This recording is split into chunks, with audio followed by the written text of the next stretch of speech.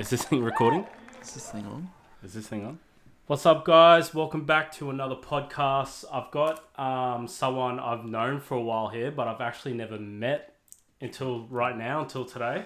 The man Daniel Joseph. Yeah. How you doing, brother? Yeah, good, man. Yeah, like you were saying, it's so funny because like I think we have messages dating back to what, like, It's probably 2018, probably. yeah, probably like 2018. Well, you met Amanda before you met me. You did a shoot with her. That's true, actually. Where was that? Pizzy Park? Was it? Was it? Yeah, the skate park. Skate Park, yeah. That was How long ago was that? You reckon? way back when. That must have been 2018? Must have been. Oh no, 2019. I think yeah, 19. Yeah, would No, be. no, 18 no. or 19. No, it must have been 18 actually. Nah, actually no. I reckon I'd know it not if I that got. far away. I'd know it if I whipped up my hard drive because got everything dated. Yeah, but... yeah.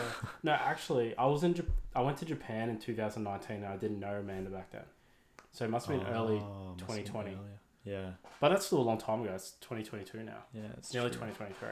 Yeah, far out. That's scary to think about, eh? How you been, man? Like, obviously this is our first time meeting, but Yeah. how are you? Yeah, I'm good. You know, just living just down the coast, like not far from you. I'm actually really surprised, like, we haven't bumped into each other yet. Because, like, we probably work with all the same models all the time. Yeah, exactly. Like, I always actually see on your page all the time we work with the same people. So it's long overdue, but... We've even been to the same, like, part of Australia in Tasmania. Yeah, I know. When were you there? I was there... I remember I messaged you. I was like... Because I was messaging you for advice on spots. You went beforehand. after? Yeah, I was after, yeah. Yeah. Must have been like...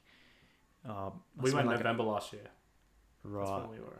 Oh, okay. I went earlier this year, like Yeah. April. So yeah, it would have been just a bit after. But yeah, so nice, hey. Why'd you go there? I mean, Tassie was like, it's always one of those places. I've been to every state in Australia now. Oh wow. Which is really cool. That's So that's a bucket list check, Yeah. checked off. But Tassie was the one state that I'd never been to that I like always wanted to go to. And I was I have a mate who lives in Melbourne, and the goal was to just catch the ferry over and just road trip it. But like the ferry prices were just ridiculous, and COVID. To bring a car over to. Yeah, it was just like, and like we would have lost a day in sickness and stuff like that. Anyway, yeah, we ended up just pulling the gun, and you know, borders were still like sort of open and shut during that time. Tassie was open, like it was ready for business, so we just like jumped on a plane, we just headed down there, and yeah, it was so. I mean, you know, it's so nice, hey. Like, We went down there because of two things. We couldn't travel overseas. Yeah, same, yeah. And the flights, dude, we got $168 for Oh, true. Yeah, when we went too, we had like the discount because they were encouraging tourism. Yeah, and I was like, why not? Like, it was kind of like I don't know if the word is like a blessing in disguise, but like, I'm so happy with it because like, I took advantage of that real quick. Yeah. Like, I'm sure there would have been like other places, especially if the world was open at that time, that I would have gone to, you know, but like, I don't think I would have ever thought about going to Tasmania at all. Yeah, it's actually, I know what you mean. Like, it's almost really beneficial that like it happened, because otherwise you might not have been able to see it. Yeah, like, I got like, it's so weird that we're talking about Tasmania, because just today, or actually like 2-3 days ago, I you know Itchbun? Yeah. So I was just on his YouTube channel, just like looking up videos for like, because he went to Japan ages ago. Yeah, his Japan shots are mint. And so he actually has it's like a vlog series on there. Yeah, I've seen it. I've actually seen it. Yeah, 1 to 13. He's got like episode 1 to 13. Yeah. And I was like, man, this is sick. Like, maybe I should do this for my YouTube channel. Oh, and so like, that's where it stems from. Yeah. It's like, it's kind of like big inspo for me. That type of stuff. And then I went through the archives of all my videos and stuff from like other trips, because we went to the States earlier this year. Yeah. Then I like fell upon like Tasmania stuff. I'm literally editing a video like just before you got here, bro. Oh, really? Like of Tasmania, like the whole trip. Nice. I might make like a 3-part like vlog. Oh, I'd be keen to see that. Yeah. But and like we all went to the same spots basically. Yeah, we did too. Like, it's so funny. I pre-booked that Airbnb real early because like I knew I wanted to go there, and I knew that it was always going to be booked. And then I saw your shots come out, and I was like, we're basically like following each other's footsteps the whole way around. Did you go to Cradle Mountain? Yeah. Yeah. Did you was it good weather when you went, and like? I would have liked it to be a bit more like moodier or like low fog. Like we went, I mean, it's, you know, I'm not complaining because like we got... you went like autumn. Yeah, we had like clear skies, you know, it was beautiful. We got to see everything. It was great. But like the like photographer in me would have wished for like a bit of like, you know, low cloud along the lake and like just kissing the mountains and stuff like that. But, you know, at least it wasn't completely fogged over. So we got lucky. We were only at Cradle Mountain for like, well, we stayed like near it for about 2 or 3 days. Oh yeah. And the one day that we did go and spend the whole day there, the whole day was overcast. Yeah. Dude, it was like 12 with the sun in the middle, but we're overcast. We had the best photos. Perfect stuff. I was frothing. I was like, man. Well, and like I thought the hike was gonna be, because you can do all different types of hikes there. You can do like one that goes for like 3 hours or like 20 minutes. We did like the hour one. We did the circuit. So like we went up like the left side and then we went down the right side. But it is basically the Dove Lake circuit. Did you get back to the bus on time?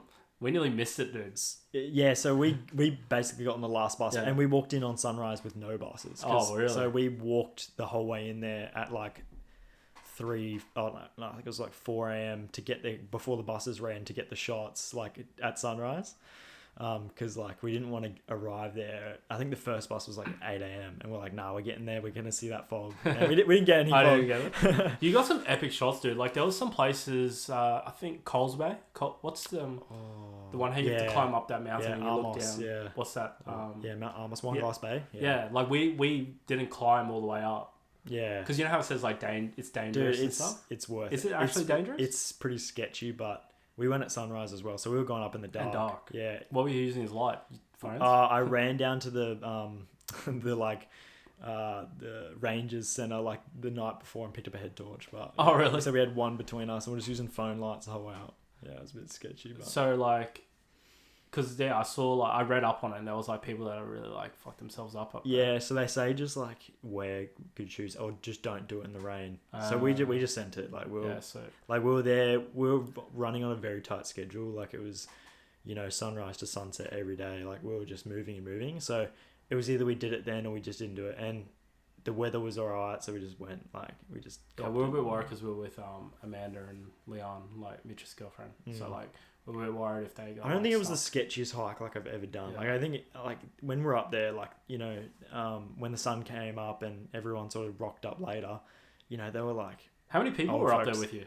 Like when you were up there? When I was on the summit. Yeah, random people. Yeah, I mean it 10 less. Yeah, like 10 to 20, like at peak. Yeah, I feel like if 10 or 20 people were up there at once, like it shouldn't be that bad. And there was to get some, up there, there was some like old folks up really? there. So like you know, if you can hike anything, you can hike. We were walking up, and I was like puffed. I was like, "Fucking, this is puffed." And then I saw these two oldies like coming down, and I was like, "Jesus, motivate me!" Like, dude, and they were like, "Hey, how you going?" Like, and I'm like, "Shut up!" Like, I can't even talk. And they're just like, "Hey, how you doing? How's the day?" And like, how did you do this? Yeah, some of those like you can't underestimate people by age on hikes because like dude, they travel the world like hiking all day. Like they're so fit. How long were you down there for? So we were there for, is it 10 days, I think? 8, I can't remember, like 8, 10 days, I think. Yeah, we were there for 9. Yeah, I think that's enough. Yeah. Like, I couldn't be there for like 2 weeks. Nah, we saw everything. We saw everything in that amount of time. And we also, like, the mate I went with, we did some videography work down there for the first 2 days. Yeah, sick. So, like, that paid for basically the duration. Is he a videographer, photographer? Yeah. Who was it? Jay Bevs. So he's Melbourne based, and he got this sort of gig with the Sapphire Retreat at Freycinet, and so the first 2 days I was helping him film that project there, and then we basically made a trip out of it. So one thing I was actually going to ask besides Tasmania, I don't know how I came across your Instagram or you came across mine, or it goes back a while. Yeah, I don't know exactly, but I do remember when I first started seeing like your travel. You had like you've been to Iceland. Yeah, so that was 2018. 2018, a while ago now. Was that solo trip or was that with? That was with one mate from school. So that was the first real trip I did, like once I had gotten into photography. So that was like, yeah, I feel like I always say that trip was like the decider. Like that once I did that trip, I knew that I wanted to take photos. So when you were taking photos at that time and you decided to go on a trip, was Iceland like? That's the place I want to go to, like. Yeah, Iceland was always like, it just looked so otherworldly, and at that point, like, I just wanted to go to anywhere that just looked like crazy for the camera. Like I just wanted to take these most insane like landscapes. Some of your shit, dude, I'm like proper jealous. Because Well, we were supposed to go. Oh really? But we went to the States instead. Oh, you were supposed This to go to year. We were Iceland? supposed to go this year, bro. No way. Yeah, we were supposed to go, but Oh, dude, 2023. Let's go. oh, dude, if you want to go, I'll go with you. Well, it was something to do with the prices of the flights, but like. Yeah, it's a long journey too. Yeah, and it's like we looked up something and it was like $2,100 or something like that. And then I looked up the States, and I did a bit more research on the States, and I saw flights from Air New Zealand for like 1,400. Oh, yeah, I was supposed to go to New Zealand during COVID, but oh, really? yeah, that got canned as well. I'm actually planning to go back next year. So Queensland? I haven't been to New Zealand actually. Oh, true. So yeah, I'll do the South Island. Hit Let me know. I'll come. Yeah. So what was Iceland like?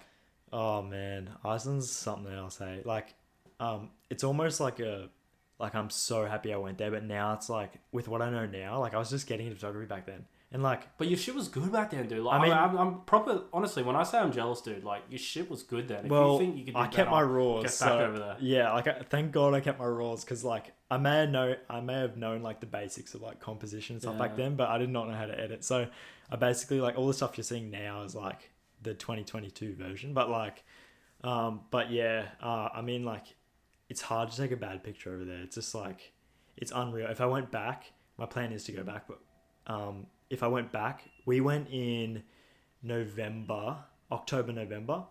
So the Highlands actually close in the center. They close off the Highlands mid-September because I think like the rivers get too high, something like that. So they close off the whole middle of the island. So when we arrived, it was already shut off. We just did the ring road, which is still like hectic beautiful. Yeah. But if I went back, like, I'd definitely want to. There's the Highlands and they're just unreal. So was your friend you were with were they a photographer or anything? Yeah, so that was my mate from school, Cooper. He's we both went.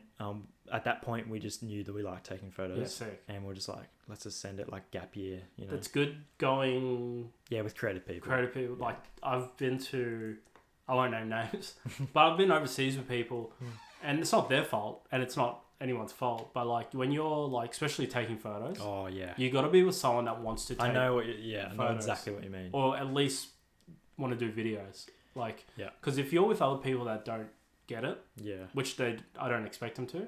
You could be out there wanting to take photos in there, and you don't want them to wait around for you. Yeah. They might want to go eat, and you're like, no, don't worry about it. I want to get this shot. Like, what I do now is I like separate my like content trips or like my content friends with my like leisure travel for leisure friends, because like I have done exactly that. Like I've done trips in the past where, you know, I'm in this crazy beautiful place. All I want to do is I'm so inspired to take photos, and like all they want to do is grab dinner. Yeah. And I'm like, they want to like go I'm shopping. Like, I'm like, guys, like this place, like I'm waiting here for hours for sunset. Like, yeah, they don't want to wake up at 3 a.m. to like go to this spot for sunset or sunrise. Exactly. Sorry. Yeah. So like even on trips where I went with like family members and stuff, like I'm taking the car out at sunrise. Like I'm trying to get bangers like on these trips. But yeah, I feel like the way I do it now is I have, you know, creative friends like, you know, yourself and everyone else that I can like that know that they want to travel to places to do that. And then that way, like, you know, we do those sunrise hikes, we get up and we do everything for like the best lighting, the best shots, and you know, we still have fun, and we like we like accrue enough days to like still have some chill time. Like that's what I've learnt the hard way as well, like not having enough days to like just chill, because like when you're going like bullet a gate every day just taking photos, you get tired. Well, you actually need those days where you're like, hey, let's go check out the shopping, let's go check out the food. Otherwise you just miss the culture, like you exactly. It's kind of just like you're traveling for more, like, I guess it is work in a sense. Sometimes I can't help myself, bro. That's the thing, man. Like I'll be like, all right, sweet, today let's not worry about photos, let's just go out, and you blah, just blah. take and I bring my camera, and I'll still be like, hey, let's take some portraits here. I'll make a video. Like it just, like, I'm already planning Japan. We're going to Japan. I heard you and Mitch talking about that. That's cool. So he's there now. I get there. Oh, he's already there. Wow. Yeah, he's there, dude. He's there now, and he leaves like 1st of Feb. He's there for like, I'm there for 7 weeks. Damn, that's good though. Yeah, I've been to Japan I think 3 or 4 times. Yeah. Were you taking photos when you went? Yeah, but it was even earlier. It was like I had my like DSLR like rubbish. Yeah, I wouldn't even open those folders. Yeah. I was, but I wasn't doing it like I was just taking street stuff. I had no idea what I was doing. Yeah. No, it's different. It's crazy how like I went 2019 November, and like I was really really into like photography then. Like really like invested, bought buying new cameras. Yeah. 2019 is when I started buying camera gear. Like I used to just have a camera and one lens. I used to have just like the RP and like the 35 Sigma. You got away with like so much content with that though. Like dude. you know, like you don't like. I mean, you're the perfect example of it. Like some people, you know, they come to me or come to you and they're like, you know, like how much gear, like what lenses do I need and stuff. But like you know, you've been creating how many years before that with just that stuff, and like to what quality? Yeah. You know, like you don't. You know, I mean, gear, you know, it helps to an extent, but, you know. I think gear helps when you understand what you already have. Yeah. Kind of, if like, it's like saying like... 100%. It's like, let's say you started off with like, you know, a cheap Canon with like a 50 nifty 50. Yeah. Once you exactly what I started with. Once you feel very, very comfortable with the nifty 50, then you go, oh, I want to check what like a 24 is like. Or I want to maybe test out like an 85. And see what like that's when you should start buying gear. You shouldn't just buy it because you can. Yeah. I said it in my other podcast. Like someone said to me, and I'm gonna repeat myself. It's like don't buy what you can afford. Don't buy the cheapest. Don't buy the most expensive. Just buy what you can afford, or like and just get to know it. Like really well, exactly. Yeah. So, but when I was there in 2019, like I only was doing portraits, and 2 weeks of. I only took portraits of like 3 people over there, like 3 like models.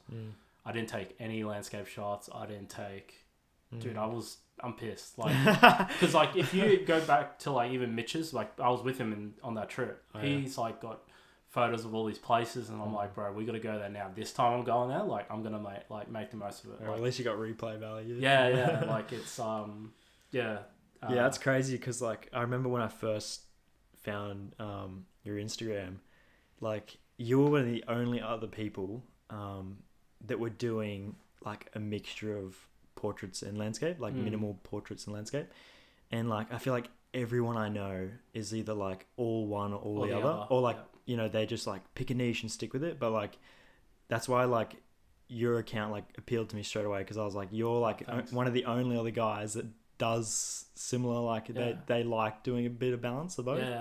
Because it's actually so hard to like, I don't think, other than you, like I could only name probably like on one hand how many people actually do like portraits and landscape, or like travel and portraits. Like it's, people just... It's funny though, like quite a few people actually, and when I say quite a few people, I meant like in the photography, you know, community, they do say that like, oh, it's cool that you do like portraits and landscape. But you know, no one likes like everyone frosts portrait photos.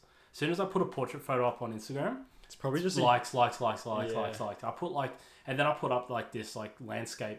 Well, no, I'm just like, bro, I'm so impressed with this shot. Even though I took it, like half the likes or half the comments. Yeah, like, it's crazy. Yeah, it's probably because you started with portraits. Yeah, I even when I post YouTube videos, like if I do a portrait session YouTube video, that's getting me like 2K views. But if I do like I did this one about the Golden Gate Bridge. Like it maybe the Golden Gate Bridge is probably, you know, one and done. But like no one watched it. I was probably like, just like the community. Yeah, it's probably like the community. Like you shouldn't let that get you down though. Yeah, no, I'm still gonna make what I want. You'll tip the scales eventually. Yeah. Like you'll get like people that are keen to. Like, I think because my first video, like my first maybe like 20 videos, all portraits. Yeah, so There's all your subscribers are like in for that content. Yeah, exactly. But it's weird because like I only get X amount of views. I might get 500 views compared to like a portrait that gets like 2K views. It's like what the other 1,500 don't even bother watching 30 seconds of it. You know what I mean? Yeah, it's funny. I think it's like works. 30 seconds of it gets you a view. If you watch 30 seconds of a video. Is that how it works? Yeah, it gets you a view.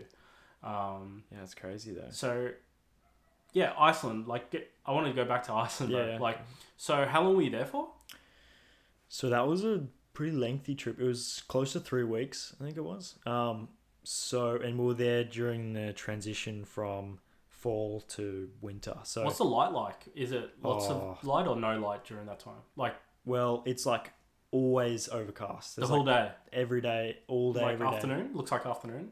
Yeah, and like, so yeah, it was basically overcast every day or raining. Like it's just that And you that can weather. shoot all day. Yeah, you can shoot all day, and there's 2.5 hour sunsets at certain parts of the year. The sun like hangs so low, and your golden hour lasts for hours. So it's just like photography dream. Did you know anyone over there? Did you meet anyone, or was there any other photographers over there? No, at that point I wasn't really that devoted in that world. Yeah, so I didn't really reach out. But like now, like I mean, I've sort of way bigger travel plans for next year. So that's my. I mean, if I was going to do any travel now, I'd definitely reach out to like creative communities and all these places. Because I mean, I follow a lot of the Iceland guys since I've been there, and I've been talking to them. But like the guys that live there. Yeah, like just the photographer guys that live there. Cause, imagine living there, bro. Oh, dude. Oh, you reckon they'll be over it now? They probably would be. I mean, I don't know how you could be... Like, when I was there, I was like, I'm moving. I was like, dude, imagine, like, shooting here on the weekends and then, like, bouncing over... Because like, I really want to go to Faroe Islands as well. Just, like, literally in between... Oslo, what's the... Norway. Yeah. So, like, right there, you've got the perfect trinity. Like, Norway, Faroes, and Iceland is, like, the... Arctic Triangle. Faroe Islands got that like it's like the water that goes over the edge of the cliff. You know that shot? Yeah, there's a lake that's above the ocean. It's like some weird. Yeah, it's weird. It's crazy stuff. So to get to Iceland, like, what was your trip? Like, did you fly into Norway? Yeah, it was like Brisbane to like Melbourne or something, and then Melbourne to Dubai, and then Dubai to Helsinki. So and then.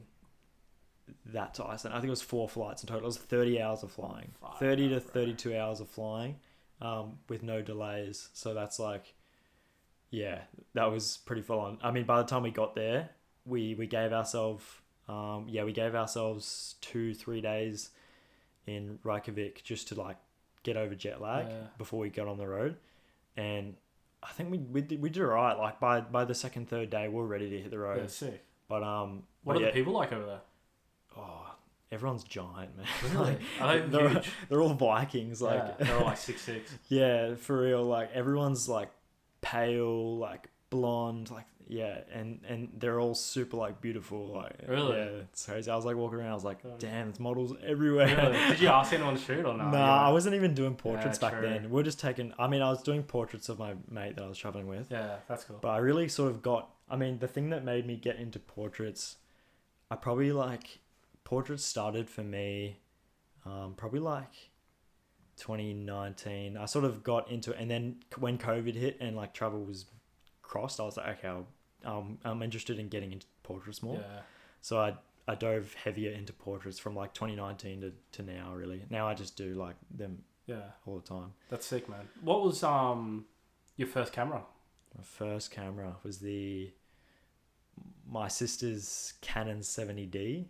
And she just give it to you, or like? Oh, it was hers, and then I bought my own 80D. Yeah. After that, so I was like real entry level Canon DSLR, big bulky, and then went from that to the 60 Mark II, and then at my job I had a 5D4, and then jumped across to mirrorless in the R6. So what do you got now? I still have. Are you R5? I've got R5C, which is like the video. Like the cinema version of the R5, which I use for work. It's not really mine, but it's like. I do. It is yours. Yeah, it kind of is. Because if you went overseas, you could probably bring it with you, right? Yeah, I hope so. That'd probably let you. Yeah, I'd shoot some stuff. So you consider yourself a Canon guy? Yeah, I mean, I am. I mean, I've edited projects on Sony. I've shot Blackmagic. Like, I've been around, but yeah, I've only owned Canons. I'm way too invested in like the ecosystem. I've got so much L series glass. True. I'm sort of in too deep to change. Same, bro. Like Mitch, like kind of switched over to Sony. I don't know how long ago now. He doesn't like say the switch, but he hints stuff like because like they've got like more agreements with like all the third party. Yeah, that's the only thing. Like the Canon mount is so closed off. They just want you to have a Canon body with a Canon lens. Yeah. That's what they want you to have. Yeah. Like. But I've got all the lenses I need, so it's not like I need to switch over. There's no lens that Sony or Nikon or that have that I'm like, wow, I really want to use. Yeah, it's not that's like what I'm saying. The only thing that appeals like on the video side of things, like Sony just smashes it. Like, nah, man, just editing some like video on Sony just feels it's just smoother, dynamic range is better. Anyway, I think Canon will catch up. I'm hoping they'll bring out the one camera that will. Yeah. So what's your camera? The R5? Yeah, R5C. So right now And it's you've got like the R6? yeah, I've got the 6 as well. So right now, like I mean, the R5C is still a better photo. It's basically an R5, so it's still a better photo camera than my R6, but it's all rigged up for video. So I don't what is it, like 45 megapixels? Yeah, still? so I still shoot really on my 6 for The R6 announced the Mark II. Yeah, I know. I 24 saw that. megapixels. Yeah. That's so weird, dude. How like I've got the R6 Yeah, it's good. It's solid. and I've got the RP, but the RP's got more megapixels than the R6. Oh, it does, doesn't it? So, but now the Mark II is 24 megapixels, but it's $1,000 more. To be honest, yeah, I don't know. These days, like I know I crop a little bit, like especially if I'm doing travel photos. yeah, that's the one thing I've noticed since getting the 5 is, man, it's just I didn't realize how much of a difference like it really makes, especially in portraits. If you want to get like the half eye, like half face sort of, like if you want to crop in on hands, like you want to get more artistic with your compositions. It feels good to be able to go in 200. But the file sizes are huge. 200%. Yeah, I mean, it's like 40-50 megabyte a photo, which it's up there, but yeah, it's not really the size. It's the memory cards that kill you. Yeah. The Well, I shoot compressed when I shoot weddings. Oh, you do? Yeah. Do you shoot when you do detail. your portrait personal shoots? Do you? Yeah. Oh, really? I haven't changed it since. I can't. What is the like raw compressed? Is Yeah. Oh. So the files are so much smaller. Oh, that's Yeah. right. So like, maybe I should check. I don't know what the numbers are or anything like that, but it's like, let's say, if you just shoot normal raw, like you're looking at like, let's say you had like a 64 SD card. It has like maybe 1,500 photos, but if you're shooting compressed, it'll be like 2,500. Damn. So you get an extra like 1,000. Is there like data? Like it's still good I don't to see edit? any difference. Oh, really? I still and I edit the whole wedding, bro. Like from the beginning of the wedding to the end, and I never see like, Yeah. I do actually like taking photos on the RP better. Why is that? When it's like my photos, like not the R6 is user friendly, better like user experience. So like what it's is it easy about? to use. What is it about the RP then? I just think the photos are way more better. Oh, really? I think it might be just the 4 extra megapixels. I don't know what it is. Yeah, but it is loud and it is slow. Like it's more of a camera where like I would recommend for someone to buy it if they have like their first camera or they just want another camera for hobbies. So what is it? You just think it's like better quality? Like it just looks better? Yeah, I just feel like it looks better. Like I don't know what it is. Like, so it's not like the colors or anything that's different. It's just like sharper or what is it? Yeah, sharper. The colors are a little bit different. It's a little bit darker than the R6. Interesting. Yeah, but I like using the R6 because it's just easier to use. Like it's no fuck around for me while I'm using it. Yeah, and like it is I love it for video. It's just so reliable. Like I haven't since I got it, it hasn't let me down once. Like it's just been a workhorse. And I will get the Mark II though. Oh, you will? Yeah, you going up? I'll just sell that and get after Japan. I'll get the Mark II. Yeah, fair enough. Yeah. So I guess my next question is: it your sister that got you into photography? To an extent. Or because she didn't use the camera. Well, she has a diploma. She went to school for it. Well, TAFE for it. Yeah, cool. Like a film school? Nah, just a photography course. Sick. At That's TAFE cool. and down on the coast. So, I mean, I wasn't really interested in it when she was doing it, but I've been around. I mean, that was like I had cameras around me, I guess. And it wasn't until I think I got a GoPro for my. Yeah, I said this in the last podcast the other week. I think I got it. When did I get it? I got it for my 17th birthday or something like that. Anyway, GoPro. It's like an action camera. You got that before you got your camera? Yeah, I had a GoPro and a drone before I even had a camera. What drone? The original Mavic. Sure. So I had that as soon as it came out. How much were they when they came out? When it came out? 3K? Nah, I think it was like 2K. That's an expensive... Yeah, I don't know. I've always been into tech. And anyway, the drone was is weird, like having a drone before a camera. Yeah. But I had the... Normally it's the other way around. Like people go, I got a camera now, let's get drone shit. Yeah, I sort of had it backwards. But anyway, I loved the tech and I just loved the aerial photos. And then from the aerial photos, I got into more so just being involved with cameras. And then I was my sister at that point had the 70D with a few kit lenses and stuff. So I was just maybe I should, I was shooting a lot of video with the drone and the GoPro, and I was like, I need some handheld camera footage that isn't GoPro. And I was like, I'll just grab hers and have fun with it. And then just sort of snowballed from there. And then just got more and more interested, and then I did that Iceland trip and everything, and did a bit of travel, and I was like, And you brought the drone to Iceland. yeah, I did, yeah, I did. Any troubles with the drone in Iceland? All sweet. I'm gonna incriminate myself on this, am I? Nah, I didn't. No issues really. You just got to be respectful. Like there's a few. No, I meant like you didn't crash it. Oh, like, yeah. I thought you meant like legally. Yeah, no. Oh, no, bro. No, I didn't. Oh, actually, I did drop it in the black sand. Yeah. True. So like, yeah, the volcanic sand over there is like, it's got like magnetic, True. so it completely just fried sort of the propeller, like the motors. Anyway, it ran for the rest of the trip. So, but I sort of retired it after that because, yeah, I had a bit of a like, I don't know why. I think I was taking it off from my hand, or like it was landing back my head. I don't know. It was very windy, and I don't know. I think it just, I don't know. The propellers like spun the sand back up into it. So what drone do you have now? I got the 2 Pro. Mini 2. No? Just the big 2 Pro with the big. I want to buy the Mini 3. I crashed my Mini 2, bro. In Tassie. Oh really? Yeah, I crashed it. Oh, into like trees. totaled it. Bro, it's fucked. Do you have a Care Refresh? Like no, I didn't have any. Like, no, it was, dude. The 2 propellers snapped off. The camera fell off. I don't know where the camera is anymore. Shit. Like, so I didn't you know don't have one at all at the moment? Yeah, it's here, but it's broken. I still got the body. It's all smashed up. Well, you have to pick one up for when you go traveling next year. Yeah, I was thinking, because we're going up to Hokkaido. Oh yeah. And I might buy one because they're. When I say only, I'm not trying to say like I've got all the money in the world. Flexing. But like, they're 1,300. That gives you the control, like the screen control. Oh. And it's really? got portrait mode on it. Oh yeah. So you can take portrait photos with the drone, dude. Yeah. You don't have to like. You know when you take pano stitching. Yeah, or like you fly back further just to, so you know, like I'm gonna frame this. Yeah, dude, that's the Instagram struggle. Hey. Yeah. Like dude. always taking the pano stitches. Like. Yeah. The vertical mode, like the original Mavic had that. Oh, true. So why did I get rid of it? I don't know, but anyway, all my Iceland photos that you've seen that are vertical, that was actually taken vertically. That's man, some of the things you got there, bro, and then like the reels that you made, like I'm stretching every bit of content out of that trip I can because I haven't been able to travel for like years. What's do you have something planned, or do you just have like penciled in stuff? Yeah, penciled in. There's a few. I really like. I'm doing up a lot of pre-production now. Like, I just really want to. I mean, New Zealand, like I said, definitely on the hit list. If you go to Queenstown, I'll come. Okay. Yeah. All right. I'm just inviting myself.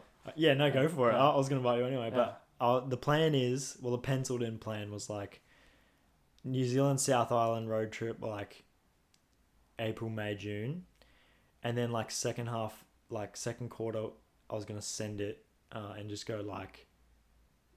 Back up near Scandinavia, sort of like either like Norway, Faroes, Iceland, or like, and if I can, I really want to squeeze in like a bit of a culture trip. Like, I don't know, I've been looking at you like Jordan or like Mongolia and stuff, like with the eagle hunters and stuff. I've been looking at Oman.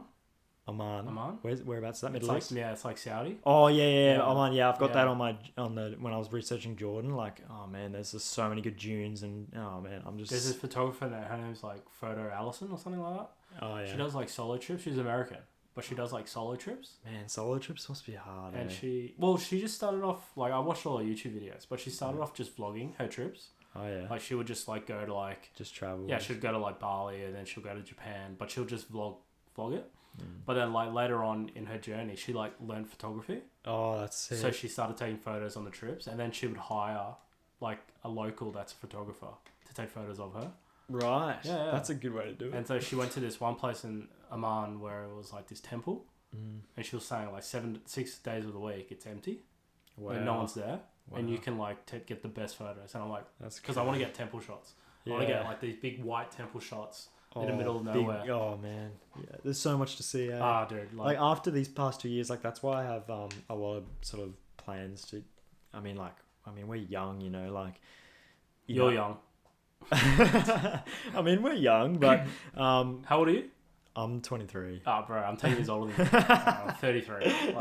30's the new 20. Yeah, I know. But yeah, so like the last 2 years I've just been so career focused, and I still am, and I love my work and all that. But I just want to have that balance back. Like I haven't had a holiday in, I've just been to the grind like ever since COVID started, just working full time for brands because I stopped freelancing when COVID hit because it just cleaned up my calendar. Like, so, ever since 2019, I've just haven't left the country. Well, like a lot. I don't think a lot of people have no one traveled has. much. Like, even though we're all open and it's all ready to go, and like we were just in the States in June. Like, literally, dude, that looked. Oh, mate, like that was looks busy. unreal. Like, So I have many a good things. I mean, not New Zealand. I have a USA trip on the cards, but that's probably like the year after. I Yeah. guess. But oh man, I just hanging to get to like Oregon and the Salt Flats and that stuff just Yeah, go to Utah, bro. Utah, Utah, some sick places. absolutely insane. It's like absolutely unreal. But like traveling over there, bro, like I was a bit not worried, but I was a bit like, oh, COVID might be a bit of a fuck around here, like getting into places. Do we have to check in? Was it? No. Bro, that you wouldn't even know. Oh, if you were dropped on, if you're an alien and you were dropped on in America, you wouldn't even know there was like a thing, bro. They're just walking around like, but like that's the thing. Like the world is so open now, dude. Like it's like as if COVID didn't, it didn't happen, and like I still feel like a lot of people now that are especially Australians, like it's either like you're working harder now, or you're not working at all. There's some people that just it's so true. They're not really doing shit. I feel like the people that are in our industry, I feel like the people that are in content are working the hardest they've ever worked. Yeah. Like I've said this to everyone I know that's in like photo and video. Like I know guys, everyone that I know has a job in the creative field, either freelance or full time, they're doing like 12, 15 hour days. Yeah, like, dude, we're busy. Like, and it's good. It's like nothing to complain about. Yeah, it's crazy. I think that's just like I feel like, I don't know, like the social sort of like transition now, and content is just needed more than ever for like brands. Yep. So it's just like the work's flowing in, but you still got to have like those passion projects and stuff. So that's why I'm excited to hit Japan, bro, for like 7 weeks, because I'll probably treat 5 of them as like making videos, taking still photos. Love doing that though. Like that's not going to take away from the trip. Nah, no way, dude. And the cool thing about Japan, dude, is like, well, you've obviously been, but you can like wake up in the morning, go have breakfast with everyone and have fun and go shopping, and then in the afternoon shoot. Yeah. But you don't, there's no cars or anything, so like I'm not going to be 2 hours away. Yeah. You know what I mean? Like in the States, we'd wake up 3 a.m. to go like shoot a sunrise, but it's like a 3 hour drive. Oh man. I couldn't tell Amanda, hey, like, do you want to just stay here while we go up? Because then she'll have nothing to do for like 6 hours. But in Japan, she could like, because it's like, it's literally like it's a city. Yeah. Like you're not like always on the road. Yeah, you're not always on the road and stuff like that. So do you consider yourself a videographer over a photographer, or are you feel like a hybrid type of? Like... Yeah, I'd definitely say hybrid. I mean, I'm a videographer at my work, so like, I'm a videographer by job title, I guess. Yeah, but I think I'm 50-50. Like I'm split straight down the middle. I do photo shoots, like films. I do like all of it straight down the middle. Like I don't prioritize one really over the other. And you're not like more comfortable doing one. You're just cool with whatever. Like if I said to you, hey dude, I've got a fashion campaign coming up. I want you to do video or photo. I'd probably be more comfortable in a professional scene doing video. Yeah. Just because like a lot of my photo work is just my personal work. Yeah. I mean, I was living in Sydney last year, working for a brand down there. I was their photographer, so I was doing studio shoots, fashion shoots for them. Yep. But so I have done it for work professionally as well, but I feel like I've done video more professionally for longer. Yep. So I feel like that's just naturally where I'd feel more comfortable. But in terms of like what I do the most, it's probably even. Yeah. Cool. That's good then. So who you work for LSKD. Yeah. Is that a full-time role, or is that like 4 days a week? Yeah, that's full-time. So I mean... How'd you get that? How'd you get into... That's a pretty big company. Well, yeah, they seem to be... I mean, the growth... Oh, man, even since I've been there, it's ridiculous. Big growing company. Yeah, so I was working for that company in Sydney. And Matt, who's the head of content at LSKD, he sent me a DM on Instagram. And he just said, you should come by the office and have a chat. And at that point, that was around Christmas 2021. So I was flying up to see family. So then I was like, oh, okay, yeah, it's all sweet. I sort of thought it was like, because we get brands sort of reach out and they just give us a hoodie or something and they go, Oh, you thought it was like more Yeah, I like thought a one-off type of... yeah, I thought it was like a Come more shoot of for a us. like a collaboration, type deal where we send you product and you model it or like you shoot with it or something like that. So I was like, yeah, cool. Like usually those types of deals, they don't really invite you to the office and stuff. So, I was like, oh yeah, I'll come by. Anyway, I'm up in Queensland. So I went and sat down with them and then they announced that they were actually looking for a content creator in their role. Who did they have at the time? Did they just have a photographer or something? So they had a studio photographer and they had another videographer. And I was like, wow, like the amount of content that comes out of that place, I was like, there's only like, what, 2 people internally? Like the rest is just, they just contract heaps of, like we have heaps of creators, like, all the, like Nolan Omura and stuff like that in Hawaii. Like these are all our creator partnerships and stuff. Sick. So that's like, we have a lot of content all over the world, like coming in, but in terms of internally, they didn't have that much. So they were looking for someone. And then anyway, I ended up flying back to Sydney, worked for like another 5 weeks or something like that. And then, the offer just ended up being, and I obviously grew up here and I'm from the coast and I was like, Sydney's expensive. And I mean, I love Sydney, but it just worked out better and it was closer to home and I just went for it. Yeah, sick. But I don't regret it. And it's really cool because I was doing, like I said, I was filming like fashion in Sydney, doing like leather accessories, bags, stuff like that. Whereas now I've like, we sponsor athletes who compete and like we do doco series and stuff. Like it's much more impactful like work. Because you got a gym at the office, hey? Yeah, so we have a gym upstairs. And a studio. Yeah. Yeah. So it's I drove past I can see it from the H- highway. Yeah. Is that what That's it. Yeah, that's it. So it's huge, bro. Yeah, so I'm in there and like after Black Friday, they're going to build, well, the plan is like build an office over in the States. Or even like they're going to build on the other side of the highway too, like make it a little campus sort of deal. So yeah, they got huge plans and like studio upgrades and all this. So we'll see where it goes. But for the meantime, it's been... They're pretty big, dude. When I was in LA, met up with a photographer, CJ. CJ. I've been following CJ for ages. Yeah, he's a legend. We've been messaging each other for years, bro. Just like, because he's Filipino. And his work is mint too. Yeah, he's such a good dude. Oh, really? Yeah. Like, so nice, man. He, like, I only met him that time, bro. He already, like, invited me up to his house. And took me out for lunch to this Filipino restaurant. Like, he's such a good dude. But I remember when I first met him, the day that I met him, he rocked up with, like, him and 2 of his mates. And I'd never seen any of these guys before, but 2 of them were wearing LSKD. Oh, really? One was wearing, like, a full LSKD, like, get up, bro. Like, hat, shirt, shorts, My socks. boss would be stoked about that. And this other guy was just wearing a t-shirt. And I was like, that's a Australian brand. And they were like, what? Oh, really? Yeah, and they were like, we got sent this stuff from... Oh, like, are they creators? Yeah, they're all creators. And I was like, you know what's weird, bro? Like, I live, like, in... They've never sent me one. They've never sent me one thing. And they're all laughing, bro, because they were just like, what? How come we got all this I sent stuff? my partnerships team you're at, but, like, we've... Nah, because you don't really see me, bro, so there's no... I'm not really, like... Well, we've made I think, like... I can wear it in my YouTube videos. When was that? Like, that was June. That just this year? Yeah. Oh, yeah, because...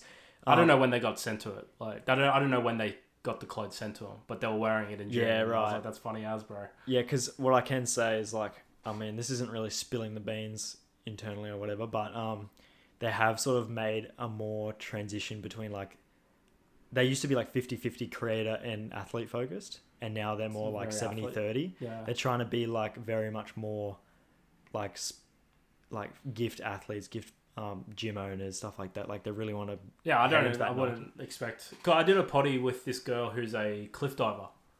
She's she's an Australian cliff diver, bro. She's like little Filipino girl. Yeah, we have a couple of cliff divers on the list too. Yeah, unreal, hey. She gets sent stuff from you guys. I wonder if she probably is... Xanthia is her name.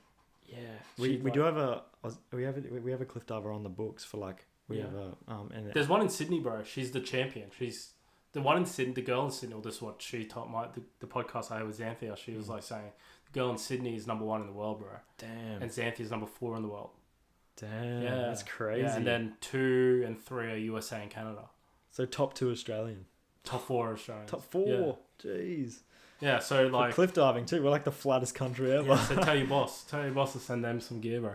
I will. Do you probably already have. I mean, I'm logged into Instagram. I can actually see if they've got DMs with them, but... Do I rock it? Yeah. I get like everything. Their stuff's good as, man. Like, it's a good company to work for, bro. Like, yeah, they're very switched on. What I like about them most is like, I mean, I've worked for brands before, like either freelancing or part-time, full-time.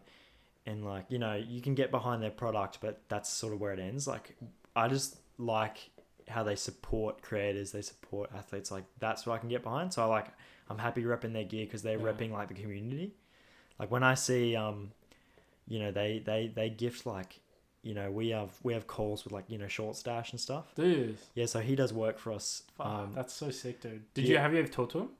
I haven't. I've sat in on the calls, but I haven't like spoken personally. He seems like a really cool guy. Yeah, so like, you know, him and Nolan and like all these crazy, and you know, Lady Baguette. She's unreal too. She's got some wicked, what does she do? She does like similar to Short Stash, like portrait lifestyle stuff in US. He feels sponsored by Canon now. Yeah, he's like, he's the Canon boy, like. But I guess like if like Olympus hit you up and said, "Hey, we're gonna sponsor you," you'd be like, "Fuck yeah, yeah, like, Olympus, let's go." Yeah, let's go, Olympus. No loyalty. Yeah, exactly. It's like, hey, if you're sending me free stuff every week, like, yeah, I'll switch over too. That's what I said.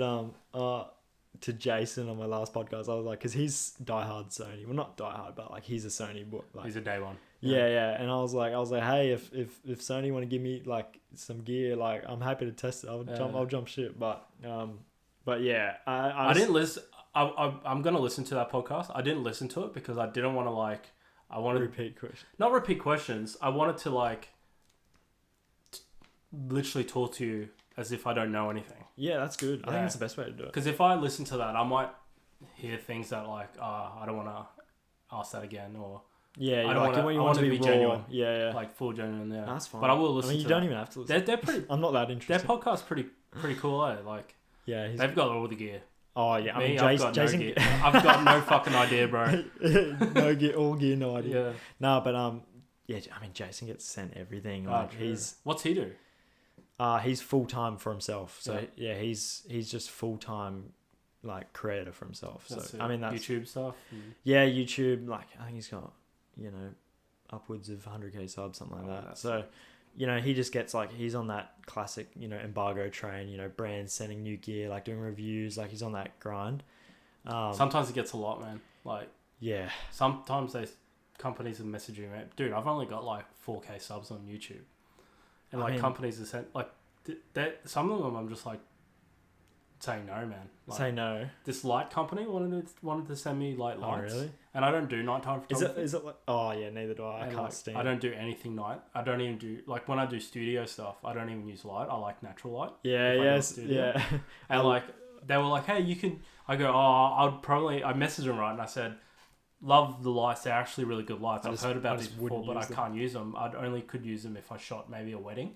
Like I could have the lights up for like, and they're like, yeah, do a YouTube video. I'm like, what? You want me to bring the lights to the wedding, get someone to film me? And hey, bridegroom, just chill for a second. I'm making a YouTube video. Yeah, don't worry, it's not your night. It's my YouTube video. I mean, if you just like do a free wedding, you can do it. Yeah, exactly. But like, yeah, sometimes like it gets a bit overwhelming or a bit like too much. Yeah, that's what I want to ask you. Like, not to reverse the questions, but I do want to ask you because, so you said you're still doing weddings, so you're part-time, you know, YouTube, everything for yourself, as well as doing weddings weekly. Yeah. So how do you find, like, I've always, you know, do you want to transition 100%? Obviously, do you want to work for yourself full-time? You want to go down that route, creator for yourself? Well, like, doing weddings, I am working for myself. Like, I mean that, but I meant more so like not working for weddings. Clients. Yeah, per se, just like, doing everything me. Yeah, that's why, like, for example,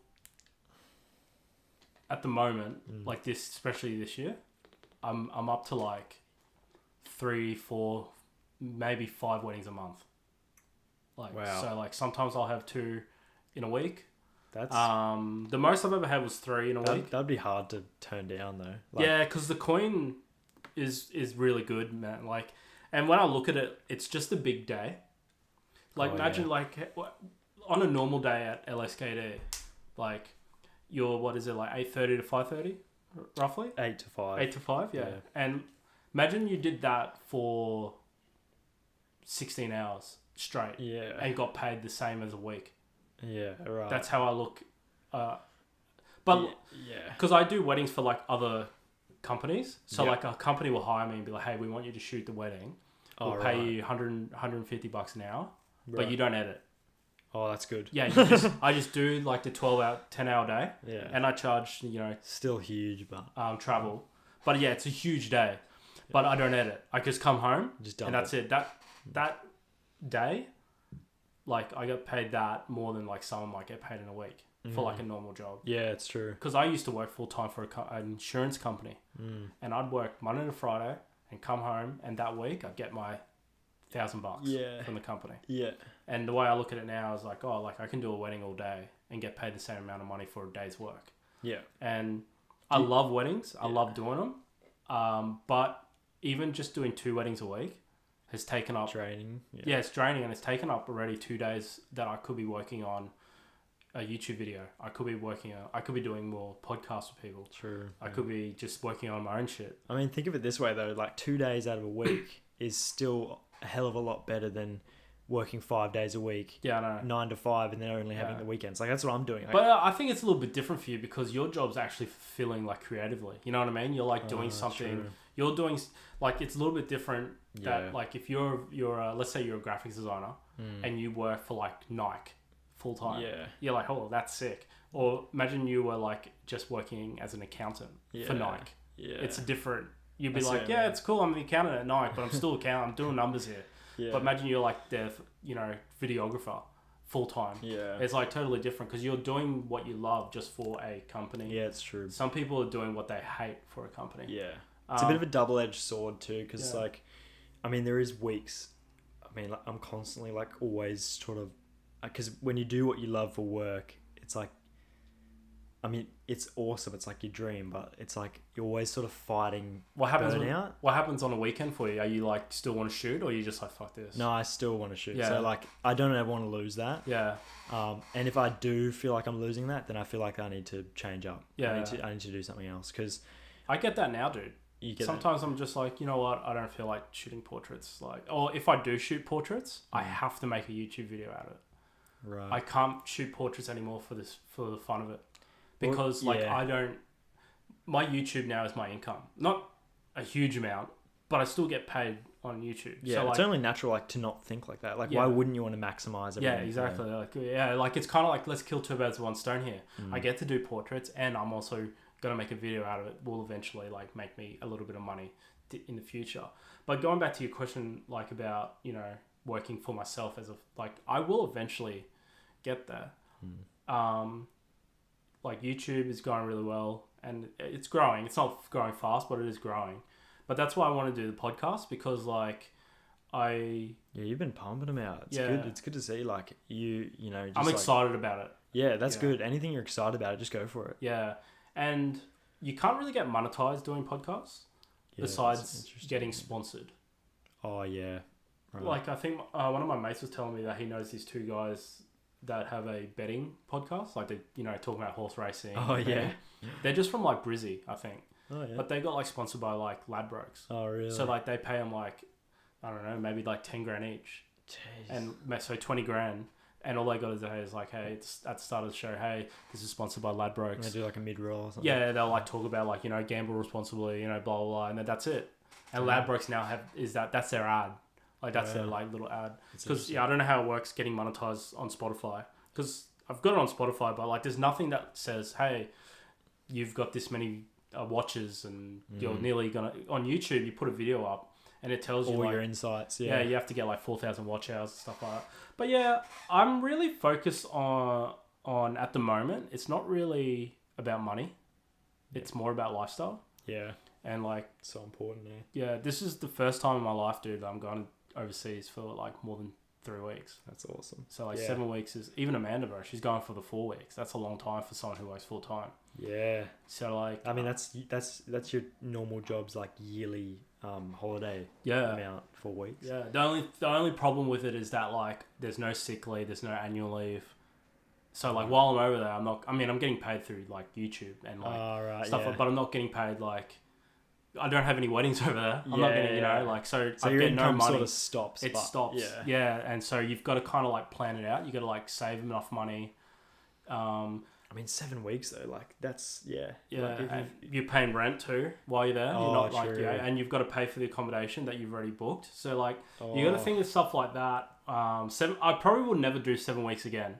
Not that this is costing me a lot of money. Japan's actually quite cheap at the moment, like for accommodation. Yeah, right. Like some places, we booked a place for 17 nights, and it's like 17 nights. yeah, this one like hotel, and it costs like $700, dude. No way. Yeah, it's like 350 each. That's bro. cheaper than here. Yeah, yeah. That's so good. For like so, and it's just a small hotel, bro. It's like a room with a bed, and you know those like shitty hotels. They're like, but it's still like a 3.5-star hotel. It's not Yeah. like. But those are the things you gotta like look at when you're full time responsible for your own everything. So it's easier said than done, or like it's like exciting, but when you're in it, that's those things that you gotta like. Because if you're sick, if you miss a wedding, you don't get paid for that, bro. Yeah. Like. Yeah, it's all your own time. Yeah. So like, but yeah, eventually, I love doing weddings still. That's the good. Thing. It's good. Like it's fun, and you get to meet new people all the time. And I meet like other videographers that they might have hired that I don't know. Yeah. So like I become mates with them and stuff like that. So yeah, that's a good question you're asking me, bro. No, that's cool. Yeah, That's cool. interesting. I always like, especially because our industry and like our work is so diverse. Whether it's weddings, whether it's real estate, whether it's there's all of the above, fashion. I always find it interesting to like ask them like where they want to be, or like. Because a lot of people do weddings, but a lot of people don't like doing weddings, or like they do what pays, like they go, oh, I'm using a camera, I'm alright, like I'm happy, but like they're not where they want to be in like the industry. Yeah. Well, so, some people do. I know wedding videographers. I know wedding photographers that don't even touch a camera outside of a wedding. Yeah. Like I'll go, oh, so you're going on on a pure bills for them. Yeah. Like I there's one person who's a wedding photographer. Who's absolutely amazing at it, right? I was like to them, I was like, oh, what are you doing? Blah, blah. And they're like, oh, we're going overseas. We're going to Bali for a couple of weeks. I was like, that's sick, dude. You're going to like bring your camera? And he was like, no. Yeah, no, it's crazy. He answered it as if like, why would I? Yeah. Not like, no, I'm not bringing it. I don't want to. That's crazy. And I was like, dude, like if I was going to Bali, dude, I'll be bringing my whole gear. I'll bring every lens I have, every camera body. Yeah. Like, there's people that are really, they're not freelancers because like they want to be a freelancer. They just see where like they can make money. Yeah, like, they're like in it for like this could be a successful business. Yeah, this is I'll only have to shoot weddings, and the rest of the week they're not worried about like how this is creative, or they're not worried about like how can I get better at this, or like they're just like, this is a good way to get money, and I don't have to work for someone else. Yeah, interesting. Because it's the guys who do it like. The guys who, shoot, portraits on weekends, and like they just live and breathe that stuff that, it's like us. Yeah. Like, we may do it for work, but we're just outside of work. We're watching videos on how to get better. We're investing in ourselves. We're getting gear. Like we want to travel. We want to do it more, I think, like, we can't help ourselves. We're the kind of people that just like, we want to just like do something creative, no matter what that is, no matter when that is. Like, on the weekend, I mean, like, don't get me wrong. There's weekends there's weeks where I do like hectic amount of work shoots, and on the weekend I'm just like, all right, like especially if I'm here on the coast or something, like I'm not very inspired at home, like just I'm not going to go out and just like take. But you are thinking about it, like like today, like I didn't. There's not one bit of today where I was like, oh yeah, I want to go take photos, but I watched like 6 YouTube videos. Yeah, exactly. Of photography. Yes, you know what I mean? Like it's not like I shut it off and I just watch like. The Simpsons. Yeah, or I just watch like Netflix. No, that's so true. I'm always watching YouTube all the time. Like I literally watch a Danny Ortiz video today. Dude, his BTS like shadow shoots. Dude, and like imagine living in like US, like living in and meeting all these people, bro. Oh, dude, it's so America's like that's why I don't think America's like the best country to go to, but it is the best country to know people. Yeah, they're all there. They're all willing to meet you. If you can get in contact with them. And I'm just so jealous because like they're like, okay, like no big deal, we're just gonna go out to the city and take a few photos. Yeah. And then they go into like Vancouver or something, and the city shots are like something out of a movie. Like it's so nice. They got the steam coming up out of the ground. They got the brick walls, and then you go out in Brisbane and like trying to get inspired in Brisbane. Yeah, and you're like, shit. Like there's like once you've done Brisbane like 5 times, it's like, all right, that's enough. Yeah, like 3 times. Yeah. Like well, I was watching his video today. He was talking about the X100V, the Fuji. Oh, yeah. And he has a cinema. He's a Canon boy too. Yeah. Yeah. It's a filter. It's like a 10%. Oh, like a Cinebloom. Yeah. Yeah, he's got 10%? like a. Yeah, I've got a Tiffin Black Pro Mist that I use. Is it 20%? Oh no, it's a 1/4. So like, Tiffin measures it in quarter, halves, 3/4, and a full stop. I bought one off like Moment. You know Moment? Yeah, Moment. They do the Cinebloom, so it's like 10%, 20%. Yeah. So I bought. There's a 20%, 10%. I think there's a 5%. I could be wrong. But he was saying in his video that he only likes 10% for some reason. Yeah, 10%. So I bought it today, bro. After I watched his video. Oh, nice. I literally bought it for $100. Did you use his equivalent code? His affiliate code? No, I didn't bother with that. It was only like $60, bro, and like shipping was $20. Yeah, so like the 10% Cinebloom by Moment is like the equivalent of like the 1/4 Black Pro Mist. Yeah. Do you use that much? For video, it's everything. Yeah. Like no matter what you're doing, no matter what it is, it's just like, because I want to use it for Japan. That's why I bought it. Yeah, like I'll shoot everything with mist because like 1/4 stop is like, it's not enough to like be distracting all the time, but it's enough to like just make the image better. What lens do you have it on? For work, I just have 24-70 that stays on most of the time. 77 thread, 77. 82 thread. 82. Yeah, so. Because I bought it for the 24mm, just the 24. Yeah, you're a 24 king, aren't you? Well, I just wanted to use it for video. That's why I bought it. Yeah. And like, I love the 24. It's beautiful. Like, it's my favorite lens, dude. Like the 24mm. So I bought. You make me want to get a 24. Like, I'm a 35 like guy. I don't know. Do you have the Sigma 35-1.4? Do you have that? I have the Tamron. Tamron. Oh, the Tamron 35 SP. Like, that's 1.4. Yeah. How much is that? 1,000 more than that? 1,600 something like that. 1,600. Oh no! It's like 1,300. Dude, I'm pretty sure Mitch Lally told me. I actually watched his video on it before I bought it. He thinks that's the best 35. Yeah, that's why I think I bought it. But he broke it. He dropped it. Oh no way! Yeah, so he's never bought it again. And obviously he's Sony now, so like I don't know if like when I was getting a 35, I was like going through all those classic comparison YouTube videos, and I watched Mitch's and he compared like the Canon 35 to the Tamron 35 to the Sigma 35. I think it was that one. I think it was him. Anyway, I did. Whether it was his or like I watched his as well, but I watched like a bunch of them that were comparing those three, and upon that I was like, all right, I think this Tamron sold me. Like, it's as good or as sharp as the Canon, just without the price tag.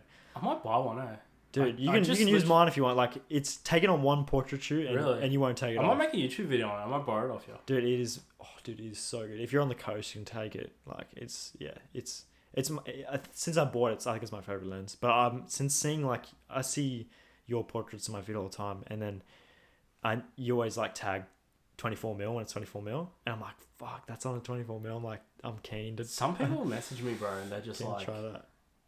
Someone messaged me maybe a year ago from like Istanbul or some shit. Oh, really? And he was like, I never knew you could take portraits on a 24. I mean, to be honest, before you, I wouldn't have considered it either.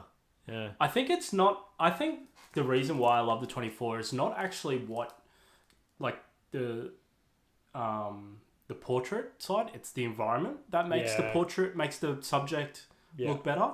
Like if you shoot with an 85, right? Yeah, it's my first lens. It's so compressed. Yeah, and you shoot like a portrait with an 85. You got to make sure that your subject is looking mint. Yeah. Because the background's blurred out. Are you saying that everyone we shoot on 24s and 35s? No, I meant when they look good. I meant like they need to be posing right. They need to have, you need to get... But if you have the 24, it's like the whole... Yeah, you could have them like at the bottom of the frame and then have like the mountain and or the beach all in the background, and they'll be like, wow, this photo is not only about how beautiful the subject is, but like how beautiful the surrounding. Yeah, that's what got me into. I think like for people like us who like travel and portraits, it's like the perfect. Like the 35 under is beautiful because like you don't want to travel to these places and put on like a 50 or above, stop it down to 1.4 and just get like, you could be like on a mountaintop in Norway and you've just got bokeh in the background. You could be taking that at the back of Brisbane, So like I love beautiful. I mean, when I do a portrait shoot, like nowadays, I won't do a portrait shoot unless it's like a location that I really like that I want to take portraits. 35 is still good though because you can just step back a little bit and then you can get. Yeah, I just think the natural sort of like distortions on the 35 just is so flattering. I think it's just like a really nice lens to like for faces. Yeah. Because I think that I don't know about you, but when I see portraits on like 50s, 85s, you know, even 105, stuff like that. Like, I think that the faces just look too flat. Like, I think that it's just too compressed and they kind of go pancake mode. Whereas like 35s, you still get that depth, and it's like I love it when the models, like, you know, they freestyle a bit more and they flow a bit more and they can move and experience more with the frame, and I can get their full body. Whereas on like 50s and 85s, you're like halfway across the road trying to get a body shot. How do you find your locations? Do you like, because I used to like look at other people's photos. Yeah, like I mean, like, Mitch and I used to like literally drive around. I think I've messaged you about a place or two in the past. I mean, yeah, basically it's either through local photographers or like within that community. Like, can't go wrong with the beach. Yeah, honestly, well, we live in the place for it. Especially like, you, Goldie. Yeah, true. I mean, to be honest, being on the Goldie, I should shoot on the beach a lot more. Like, I actually don't shoot on the beach very much. But yeah, I'm keen to get down to Talabudra and start doing some more. But do you like more mountain? Yeah, I think I'm definitely nature. Like a more like country mountain type. But I'm definitely I go through phases. Like, I'm like, sometimes I'm like coastal, you know, in the water type, really nice. And then other times I'm like, you know, I want like a nice dried field, like white dresses. Have you been out to Jacob's Well? You know, near like, you've been out there? Yeah, like, I actually did a shoot there recently, actually, over in the Canes. Is that for LSKD? No, that was for personal. Yeah, so I haven't uploaded, I don't think, much from that shoot yet. It's weird, like I do so many shoots, but like I'm a bit of a, I don't know, like I'm a bit of a perfectionist when it comes to like colors on the grid and stuff. So same, bro. So sometimes like I don't like upload, like the model would like post all the photos, and you like, don't post like 6 months. You're like, wait, yes, dude, I'm the same. Yeah, bro. and then like 6 months later, like I finally post from that portrait shoot when it matches the like everything. I remember one model messaged me. And she's like, don't you like the photos? Yeah, she messaged me. She's like, oh, are you gonna like post? And you know what the funny thing too? I'm like, if they post my photo and tag me, if I haven't posted it, I don't want to put it on my story. I don't even want to put it in my story, bro. I deal with that all the time. I'm like, oh, do I? Because I want my viewers to be like, this is the first time I've seen it. Yeah. If they see it like in a story, they're gonna like maybe not like it, or and they always put up like the bangers, and they're like, oh, I want to save the bangers for me. Yeah, I'm the same, bro. Like with that type of stuff. Sometimes I won't post, and they'll be like, oh, you don't want to post these? Like it's been 6 months. Yeah, I know. Like, yeah, don't worry. I always tell them, like, I mean, I update I like put them on my website and stuff. Like I always froth the photos, but I don't know, like I'm just a bit weird like that, I guess. Like I don't want to just like, I'm a perfectionist too, bro. Yeah, it's a well, I have my like layout on my Instagram is basically like I've never have a model or a portrait next to each other, or below or top. It's always each other. like staggered, like a checkerboard.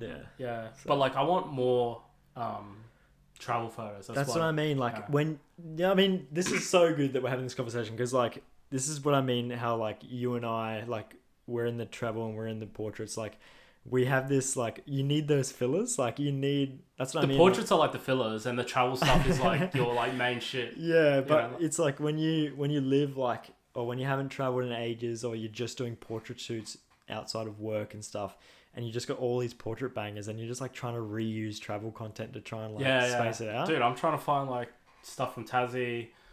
I've basically used up everything from the States. It's just like different angles now that I'm like, that's what I mean. Like I need to definitely get a few trips under my belt so I can like, and don't get me wrong, like I want to take portraits in all these same places, but I just want to just like you want to do both. You want to do it all. I just need like all the time in the world. Yeah. Well, when I get to Japan, like I've got like some models I can like link up with. That's cool. And stuff, which is cool. Yeah. But I'm more like before I was talking about Ichiban. Yeah. I'm gonna do like a series in Japan. With Ichiban. No, just for myself. But he's my inspo. Yeah. Like he really like inspired me, so I'm gonna try and do like 20 episodes. Wow, that's so like huge. Some videos might go for 6, some might go for like 12 minutes. It's just whatever, how long. But like I want to do like part 1, part 2, part 3, part 4, part 5. Even for yourself, just looking back on that would be insane. Yeah. Like, to be honest, like I'm always like, if I was around people like you when traveling, I'd probably be more inclined to just do it, or like. But when I'm traveling, no, I never speak to the camera, or like I never do like the vlog stuff. I hate it, bro.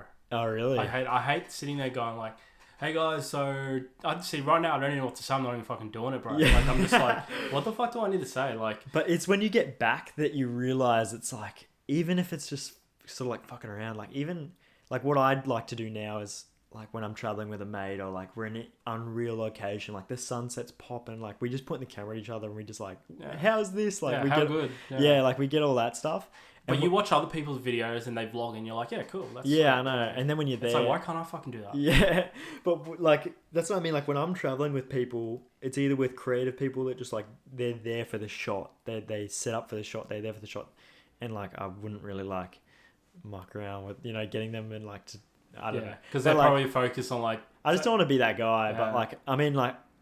But like if I was going with people that were like all about it, I'd get around it too. Yeah. But I think I feel the same way too about that. Like you don't want to like be the vlogger guy or guy that's talking to a camera like when everyone else is like focused on something else, and you might be annoying them. I mean, I don't have a problem with it, but some people. Yeah, I know some people, but I reckon those people wouldn't judge you if they knew you were successful at it or good at it, or you knew what you were doing, right. Or they knew you were doing it for YouTube. Like I don't. Sometimes they'll look at you and be like, why are you talking to the camera, bro? You're not even a fucking vlogger.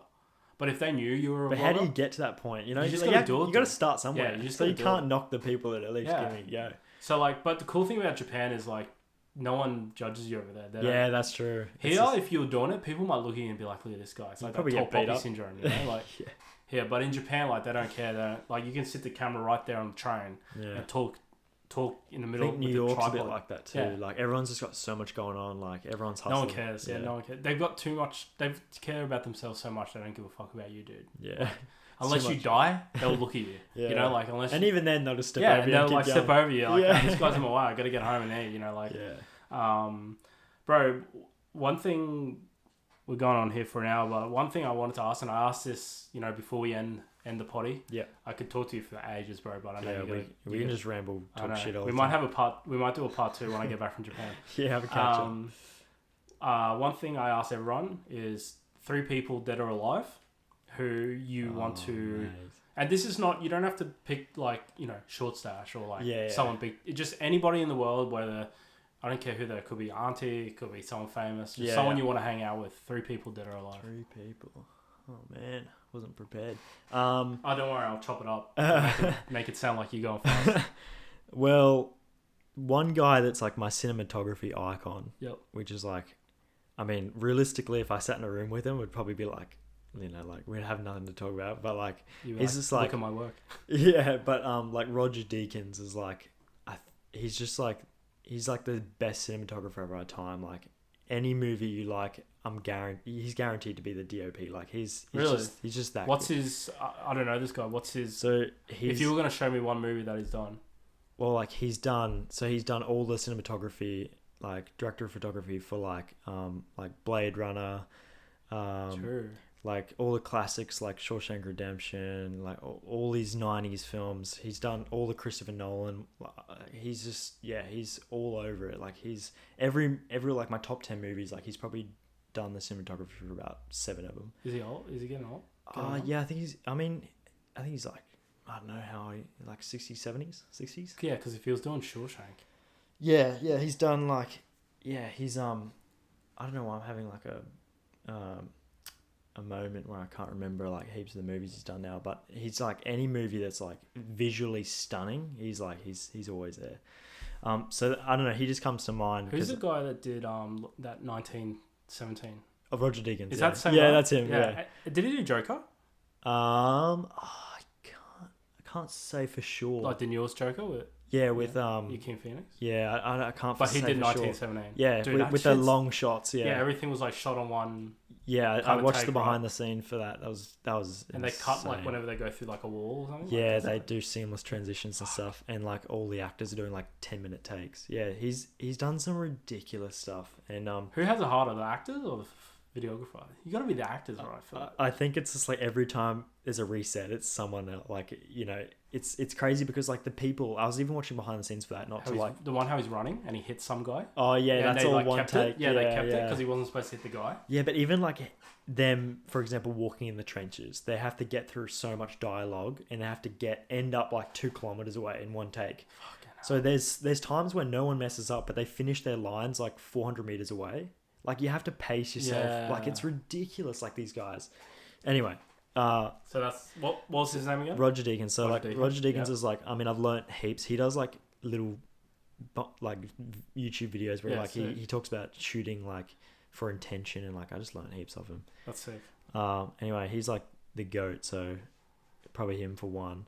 And then like the other two, I mean, it would either be like creators that I just like look up to, like you know, like I could name heaps, but like, you know, there's a couple of portrait guys like Samuel Elkins and all that, and then there's like, dude, we were trying to meet up. Yeah, with him, I heard you guys talking about that. But he like, yeah, he has like, oh, fuck, what car does he have? We kept looking for his car because we were in California and he's in California. Yeah. And when you look at his Instagram stories, like he was like at a coffee shop in like Malibu, and then like he would be. So we knew like roughly where he is. Yeah, it's kind of like, imagine you were in Brizzy and he was like on the Goldie. Yeah. So you kind of know. Oh yeah, he's at the Goldie. I kind of know. Probably went past him. Yeah. And so we're driving the car, and like his car's like a real.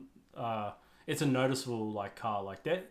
So I was like, is that him? Is that him? Every car. But the whole time I was looking for a white car when he actually has a black car. Oh, like, you probably went right past him. Yeah. I think I've actually got on my phone, I've got like, I put like my biggest inspo guys on my phone. Oh yeah. But it would probably be like a couple of those like creators, I guess, who I draw inspiration from. His stuff like 3-4 years ago was like. Yeah, I just love like he's made me want to buy like a huge like medium format like that many times. Film? Yeah, I mean his videos. I actually like watching his video. I don't know what it is. So calming, eh? Yeah, I don't know about it. Even though sometimes he doesn't put in music. Sometimes. Yeah, just I mean, photos. Like I'd like to sort of do what you guys do and like what he does, where he takes sort of like the viewers along for the shoot. I can watch those videos to the day I die. I don't know about it. Like I'm just always love watching those videos. Yeah. And like when I was in Sydney, like since I'm always a solo sort of shooter, you know, I'd shoot like some B-roll or like shoot footage of like the model, you know, just doing freestyle stuff like that, and I'd just pair it with photos and just have a track to it. Yeah. And just be like a calming video to watch where it's like cutting between video and photo. I do that now. Yeah, I just love like those videos. Either, you know, whether it's talking like more behind the scenes or like BTS of someone shooting somebody else. Like I've always like, I feel like they would be, because like being a videographer as well, like I feel like every project is massive. Like it's either like a short film or like, whereas those videos, it's like you can sort of just like be yourself and like you still show like your passion, you still show your photos, but it's just a nice way to do it. And it's do like, you have a YouTube? I do, but I'm not like. Are you wanting to do more videos? Would you? Yeah, I feel like when I travel more, or like I'd like to try more. At the moment, it's just like I don't know where I'm putting most of my time. Like I'm sort of just like playing the game a bit, and I'm just like spreading it out over social media and just like posting it everywhere, but not like focusing on one or. Because I got I feel like I'm kind of lucky with Mitch, and Mitch was kind of lucky like having me to like shoot the BTS. That's like, what I mean. Yeah, it's a bit hard to find someone to like be like, hey, I know you're a busy guy. Can you come shoot? Yeah. And some people are just like, yeah, well, I'm busy, bro. Like, I'm not gonna film a YouTube video for you. But if you ever want to make a video and you need someone to film, bro, just let me know. I'll like help you out. And do yeah, I feel like it's BTS much easier to when you're like surrounded by like creative people that have similar mindsets, or like especially like, you know, when you split like an Airbnb or a studio with people, like with photographers and stuff, and you're like, you know, you go there with the intention of like, you know, let's grab a couple of models, let's have a shoot day. Yeah, sick. You know, like that's... Yeah, and you split the bill. Like exactly. And you both get everything out. Everybody wins, we get bangers, like, you know, exactly. get BTS.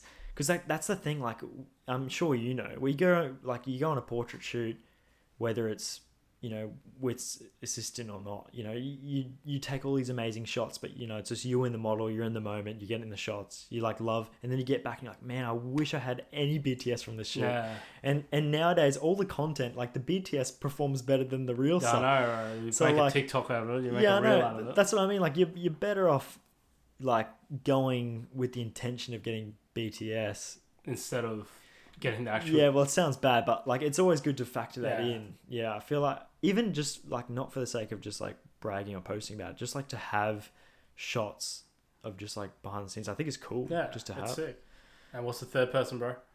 Well, I can name heaps of guys, but like there's some like travel guys that just do like these like unreal like cinematic edits that just like so moody. Like every time I watch them, like they might only go for like 15 seconds, but I feel like I don't know, they just Another world. Yeah, literally like guys like Jacob Norden, who's from where is he from? I think he's from like one of the Scandinavian countries, something like that. He does, he's doing like these little hiking videos and photos in like Lofoten and stuff. His stuff is like always. Let me look him up. Yeah, Lofoten. Jacob Norden and like Andrew James, he's another one. He used to work for Beautiful Destinations, and he does like. That'll be a sick job. Yeah, so he does a bit of everything like in the travel scene and really nice moody edits. Yeah, so he's like, like he shoots a Blue Hour a lot. He's actually inspired me to shoot more Blue Hour and get like more like. Fuck, he's got a lot of reels there. Yeah, I mean, like anyone who's doing a living has to make reels now. That's so like his stuff's dope. Yeah. But yeah, just guys like that would probably fill up 2 and 3. Just. I love like. That's stuff like that. There. And portrait guys, like I don't know if you know how do you pronounce it? It's like Luis Class. He's a Spanish. He's a portrait photographer. You definitely know his work if you've seen it. Probably just don't know him by name, but his stuff gets reshared across every portrait page like ever made. How do you spell his? Luizclas. Luis Class. Oh, class. Anyway. Oh, damn. Yeah, I don't know what about it, but his portraits are just like. Does he use a filter? They're like misty, eh? Oh yeah, he definitely. I think he shoots mist or like. They're like so like dreamy. Yeah, that's what I mean. Like I just like his style too. Alright, you can have 4 people. It's fine. So who was it? So first one was. Or it would be like Roger Deakins, and then like creators like. Andrew James, Jacob Norden, and Samuel Elkins. Like, Samuel Elkins. Imagine. I would love to meet Samuel. Imagine those guys in a room. Like, oh man, I'd love to get just like go on a trip with them. Like, hey, let's all go to like Bali. Let's all go to like Japan together. Dude, hanging out with them, creating with them. Yeah, that'd be sick. That's what I mean. I'll tell you this even. I mean now or off the podcast, but like I've got like a pitch together. I've got big plans for like next year and like connecting with creative people, like covering and like going on trips and stuff like that. Sick, dude. But yeah, I can swing you a deck after this. But yeah. I'm really, I'm. It's all about like these types of guys that like. I mean, we know it. Like I've been following you for how long? It's the first time I've met you. Yeah, I know. How long has it been? Like 5 plus years. Yeah, and it's like, why haven't we? Yeah, that's what I mean. It's like it's weird because like it's like we should have at least once, Yeah. or even run into each other. We haven't even like run into each other. At a place, I mean, things happen, but like next year, especially now that pandemic's sort of behind us, it's like something I want to focus on is really like just, being creative with people, like going on trips with people, just like, just because like it's through those relationships. Like I strongly believe that in like this current year, the way that like creators get better is like together and we all lift each other up and like. Exactly. You see all these creative communities sort of on Instagram or what's left of them. like I can name, a few of them. There's like these guys, but they're all like, they froth each other's work and they're just getting about it and they inspire each other and they feed off each other's inspiration. They do trips together. Yeah. And I see all that happening. I'm like, yeah, okay. Like this is what we need to, like, this is what I want to do. Yeah. It's nice to be like in a circle of people that are like-minded people. Yeah, because it keeps you going too. Like it's keeps you sharp. You can't be on all the time. Yeah, it's but like reality. all it takes is like one of your photographer mates or one of your creatives to be like, hey, let's do this, and we're like, all right, I'm down and for then that. you're both in the zone. Yeah, you're in the zone. Like, oh, can you help me with this? And then I'll help you with that. I don't know if this is a pro saying or a negative saying, but like it's not what you know, it's who you know. But like you're not using the person who you know.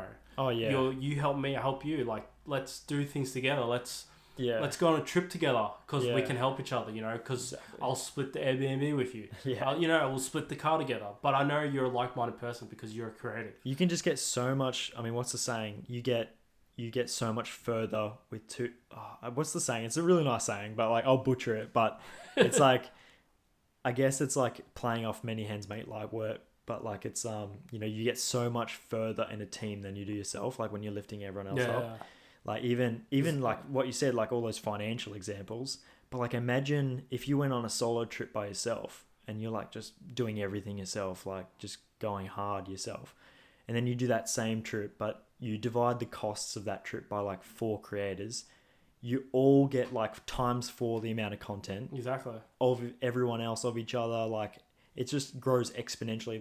That one trip, not only is it like quarter of the cost and you can do like 3 more for the same price. Yeah. Is you have times 4 the content.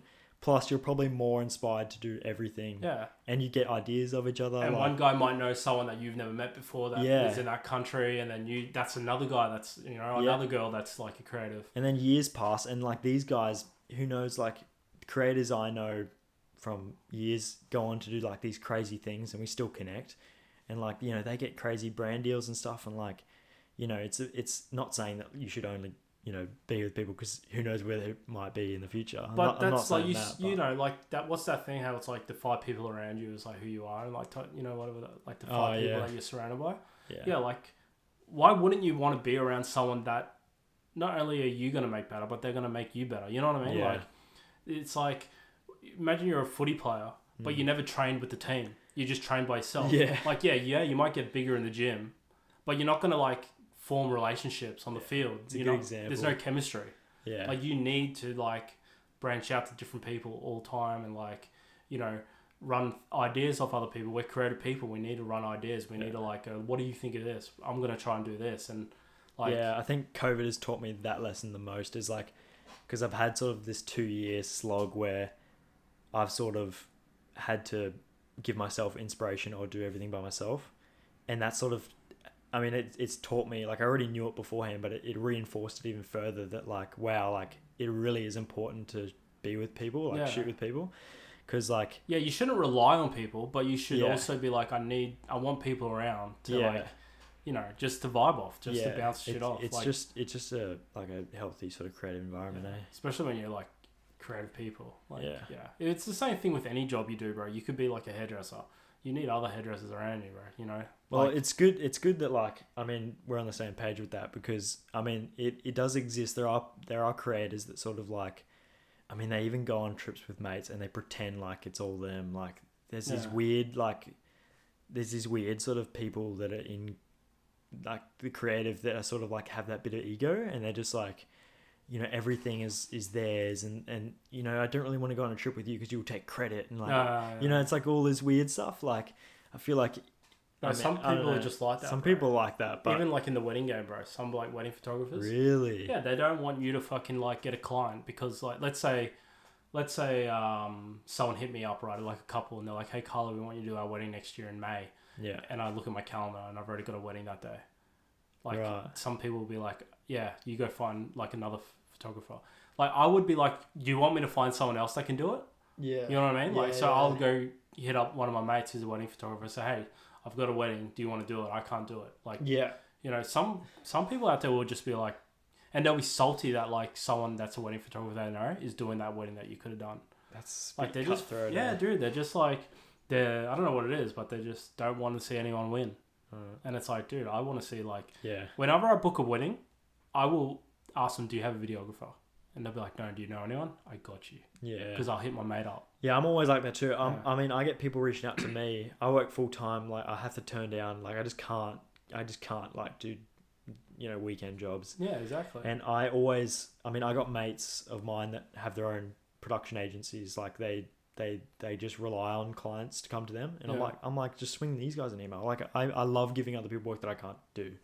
Because that's like how we grow. Like everyone, that's how we give everyone work. Like that's great. Like creative work for someone. Like fuck yeah, I've got heaps of guys lining up for that. The economy, bro, needs it. Yeah. It's like if you want people to, you know, if you want the creative work to grow, then they get psyched and they get better and like you can't have it all. You know what I mean? Like anyway, we're on the same page. 2023, we'll make it out. That's us, bro. Hey man, I just want to say, awesome meeting you. Yeah, you too.